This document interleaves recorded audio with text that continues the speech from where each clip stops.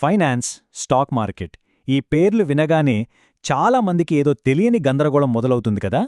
అయితే ఆ గందరగోళాన్ని పక్కన పెట్టి ఒక స్పష్టమైన రోడ్ మ్యాప్ ఎలా గీసుకోవాలో ఈ వివరణలో చూద్దాం. ఈరోజు మనం మాథ్యూ ఆర్ క్రాటర్ రాసిన అద్భుతమైన పుస్తకం a beginners guide to the stock market సారాంశాన్ని డీకోడ్ చేయబోతున్నాం. మార్కెట్ గురించిన భయాలను వదిలేసి దీర్ఘకాలిక సంపదను ఎలా సృష్టించాలో నేరుగా టాపిక్లోకి వెళ్ళి తెలుసుకుందాం. ఈ మార్కెట్ అనే మహాసముద్రాన్ని ఏదుకుంటూ వెళ్లడానికి మనం 5 స్పష్టమైన దశలను ఫాలో అవుదాం. అవి ఫండమెంటల్స్, లక్ష్యాలు, బడ్జెట్, పెట్టుబడి రకాలు, ట్రేడింగ్ అండ్ పోర్ట్ఫోలియో నిర్వహణ మరియు చివరగా రిస్క్ మేనేజ్మెంట్. మొదటి అడుగు ఎప్పుడూ పునాదితోనే పడాలి కదా. అందుకే ముందుగా మార్కెట్ ఫండమెంటల్స్ అంటే ఏమిటో చూద్దాం. రచయిత క్రియేటర్ మాటల్లో చెప్పాలంటే స్టాక్ మార్కెట్ అనేది వ్యాపారాలకు, పెట్టుబడిదారులకు మధ్య ఉన్న ఒక మీటింగ్ ప్లేస్ లాంటిది.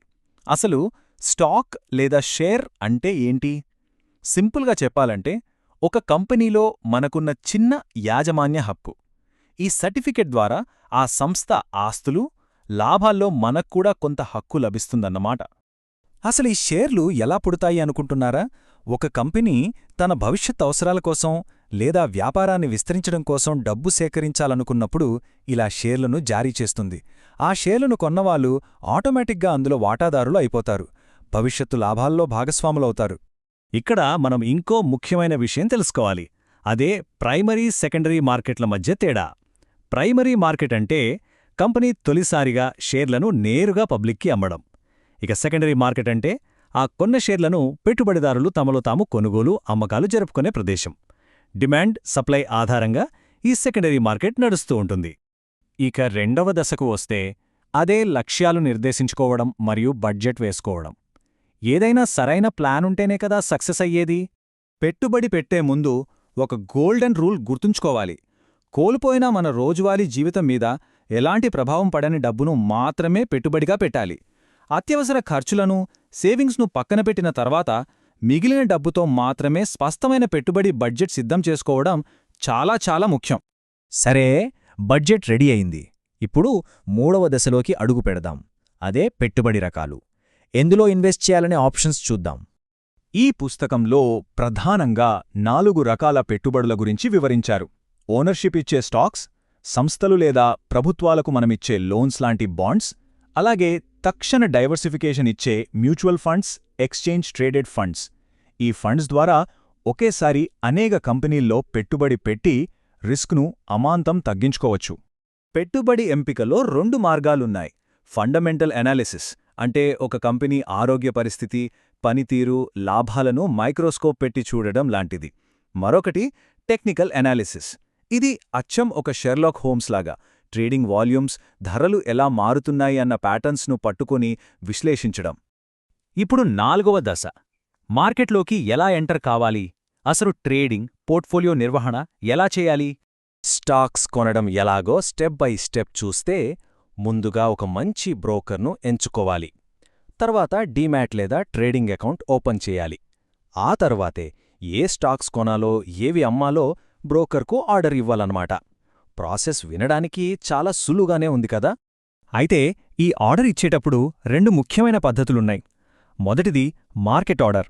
అంటే మార్కెట్లో ఆ క్షణానికి ఏ ధర ఉంటే ఆ ధరకు వెంటనే కొనేయడం లేదా అమ్మేయడం. రెండవది లిమిట్ ఆర్డర్. ఇందులో ఒక నిర్దిష్టమైన ధర చెప్పి ఆ ధరకు వచ్చినప్పుడు మాత్రమే ఆర్డర్ అమలయ్యేలా షరతు పెడతాం. దీనివల్ల ట్రేడింగ్ మరింత మన కంట్రోల్లో ఉంటుంది. ఇక్కడ రచయిత ఒక అద్భుతమైన మాట చెప్పారు. దీర్ఘకాలిక పెట్టుబడి అనేది ఒక మొక్కను నాటడం లాంటిది. దశాబ్దాల పాటు ఎంతో ఓపికగా దానికి నీరు పోసి పెంచుతేనే పచ్చని చెట్టయ్యాక దాని ఫలాలని మనం ఆస్వాదించగలం. ఆ ఫలాలే కాంపౌండింగ్ ఇంట్రెస్ట్ ప్రయోజనాలు. పోర్ట్ఫోలియోను హెల్దీగా ఉంచుకోవాలంటే కొన్ని రూల్స్ పాటించాలి. డైవర్సిఫికేషన్ అనేది ఒక సేఫ్టీ నెట్లాగా పనిచేస్తుంది.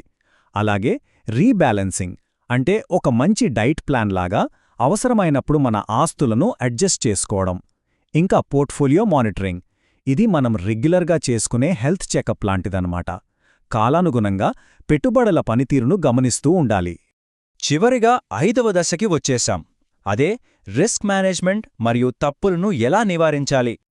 ఈ మార్కెట్ ప్రయాణంలో దారి పొడవునా రకరకాల అడ్డంకులు, రిస్కులు ఎదురవుతుంటాయి. వడ్డీ రేట్లలో మార్పులు, ద్రవ్యోల్బణం లేదా ఆర్థిక మాంద్యం లాంటివి మార్కెట్ను కుదుపుతాయి. కాబట్టి ఇలాంటి వాతావరణంలో సేఫ్గా ప్రయాణించాలంటే సరైన స్ట్రాటజీ, వైవిధ్యీకరణ అనే రక్షణ కవచం ప్రతి ఒక్కరికీ తప్పనిసరి. మార్కెట్లో కాస్త అనుభవం వచ్చాక కొన్ని అధునాతన వ్యూహాలు ఎదురవుతాయి. ఉదాహరణకు ఆప్షన్స్ ట్రేడింగ్. ఇది ముందుగానే ఒక రెస్టారెంట్ టేబుల్ రిజర్వ్ చేసుకోవడం లాంటిది. షార్ట్ సెల్లింగ్ అంటే స్టాక్ ధర పడిపోతుందని అంచనా వేయడం. ఇక మార్జిన్ ట్రేడింగ్ అనేది బ్రోకర్ దగ్గర అప్పు తీసుకుని మరీ షాపింగ్ చేయడం లాంటిది. వీటన్నింటికీ విపరీతమైన రిస్క్ మేనేజ్మెంట్ కావాలి. అలాగే పెట్టుబడులపై పన్నులెలా సేవ్ చేసుకోవాలో కూడా బాగా తెలిసుండాలి. ఇక అతి పెద్ద సలహా ఏంటంటే ఎమోషన్స్ను అదుపులో ఉంచుకోవడం. భయపడిపోయి లేదా అత్యాశకు పోయి అకస్మాత్తుగా నిర్ణయాలు తీసుకోకూడదు. అసలు మార్కెట్ టైమింగ్ కోసం ఏమాత్రం ప్రయత్నించకండి. ఒక మంచి దీర్ఘకాలిక ప్లాన్ వేసుకుని దానికి కట్టుబడి ఉండటమే నిజమైన సక్సెస్ సీక్రెట్. సో ఇవన్నీ చూశాక ఒకసారి ఆలోచించండి. ఈ ఫైనాన్స్ ప్రపంచం ఎప్పటికప్పుడు మారిపోతూనే ఉంటుంది. కాబట్టి ఎప్పుడూ కొత్త విషయాలు నేర్చుకోవాలనే తపన ఉన్నవారికి భవిష్యత్తులో ఎలాంటి అద్భుతమైన ఆర్థిక సంపద ఎదురుచూస్తుంటుంది. నిరంతరం నేర్చుకుంటూ ఓపికగా ముందుకు సాగడమే సంపద సృష్టికి అసలైన రహస్యం. ఈ వివరణ మీ పెట్టుబడి ప్రయాణానికి ఒక మంచి పునాది వేస్తుందని ఆశిస్తూ మరో ఆసక్తికరమైన అంశంతో మళ్ళీ కలుద్దాం.